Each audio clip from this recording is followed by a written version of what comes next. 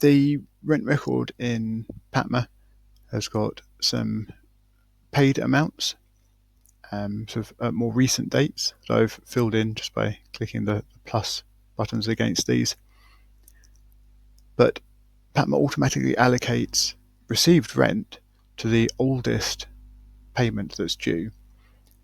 and then actually hides them as well. And when they go past the end of the list, you can click on Show More, and you'll then see that there's a number of rent payments that were due and have been marked as paid because they don't have any unpaid element noted next to them. But the payments are actually up here on a future date. If I was to continue entering past payments all the way back, then they would in the end sort of end up equaling out properly.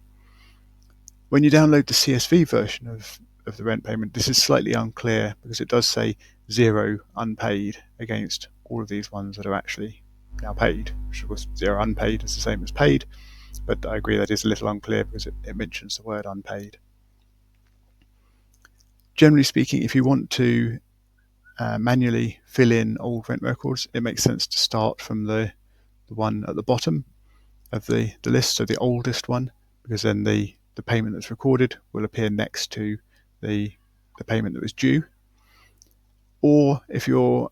filling in a perfect rent history for a freshly created tenancy that's got a lot of history to it,